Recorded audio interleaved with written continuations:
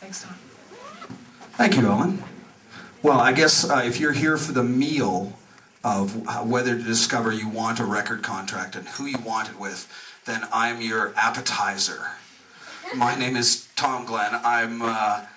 Let me see, my first day in a recording studio, I'm sure lots of you have made records or singles or done demos. My first day in a recording studio was September the 19th, 1988. And since then, I have spent hundreds and hundreds of hours in recording studios all over the place and tens of thousands of dollars of my own and other people's money trying to achieve the perfect song, the perfect album, or the perfect demo. So Ellen asked me to come here today and give you maybe 10 minutes real fast about my advice to you about how to choose a studio, a producer, and how to get ready to go into the studio. Now I apologize if you're all experts and all this is stuff that you already know very, very well. I'll try and move quickly. I basically have 5 points for you. But I want to say right off the top that anything that I tell you here tonight is learned through my own mistakes. Any skill that I have that I can impart to you is learned because I made the wrong decision. And as much as you listen to me and whatever value you can extract from what I'm telling you is based on you not making the mistakes that I have made. And I'm sure if you talk to your fellow participants here at the Schmooze, you will discover that many of them have made the same mistakes that I'm going to be talking about, or maybe additional ones that you can learn from. But there's no point in coming to a Schmooze like this and talking to the panel or learning from the various experts here if you don't actually take that knowledge and use it. Because I'll tell you, I got all kinds of good advice before I did my first record and my second record and my third record. And slowly over time I've increased the percentage of that advice that I listened to. But it started out very, very low. So I certainly understand if you basically disregard everything I tell you. But believe me, if you listen to these 5 points, you have the possibility of saving yourself a huge amount of money. You have the possibility of taking years of wasted time off your career and your goals. You have the possibility of sparing yourself all kinds of agony and pain and frustration of not being able to do what you thought you could do. And finally, if you're in a band, you have the chance of not losing some of your closest friends. Because if you don't understand what you're doing when you go into a recording studio, you can do all those 4 things very easily. I'm fortunate enough, I've done all 3 of the first ones, but I don't believe I've ever lost a friend in a recording studio. It's been this close. So point number 1 is that you have to understand exactly what you are trying to do with the recording process. Self-knowledge, of course, is the key element of success in any business, music or otherwise.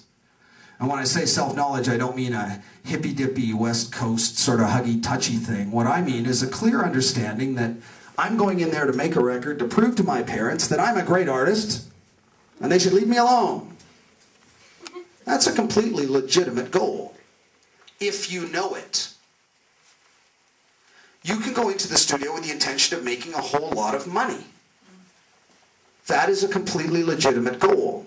But if you go in there not understanding that that's your fundamental point, you are going to waste a lot of money, not make it. Finally, I have to say that of all the artists that I know, the overwhelming majority went in to make their first record in no small part to justify themselves as artists. They spent money to justify themselves as artists. You don't need to spend money to justify yourself as an artist. You are an artist. If you go into a studio and try to spend money to convince yourself, God help you, that you are an artist, you are wasting your money. Oh my, I didn't bring it with me. There's a There's a CD sitting over there on the chair behind my guitar. Can you pass it to me? The one in shrink wrap. It looks really expensive. This one? This is my first record, ladies and gentlemen. Does it look good to you? I'm sure it does. It's shrink wrapped.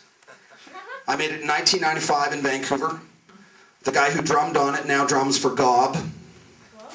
The guy who played bass on it now plays for a hot band in Vancouver called the Manvilles. I spent $20,000 making this record in 1995.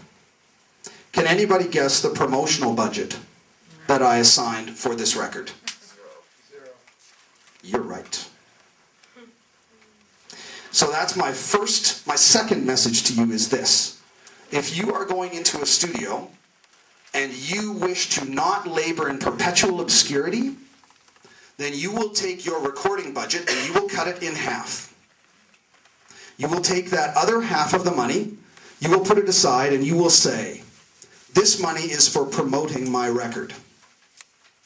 Because you can make your record on half the budget. If you look at yourself truthfully and think about it, you can make it for half the budget. Don't make my mistake. This is a good record. If I put $10,000 into promoting this record, I would have been signed by Epitaph by 95 or 96 for sure. I'd have been on the Warped Tour. But I didn't do that. Nobody ever heard this record. And nobody will ever hear your record unless you have a promotional budget to promote it. Because believe me, when you're finished doing a record, you will be exhausted. You'll be lucky if you're not sick of your own songs when you're done doing a record that you spent $20,000 on. You need to take care of yourself as artists and respect yourself and not have to justify yourself as an artist because you are an artist.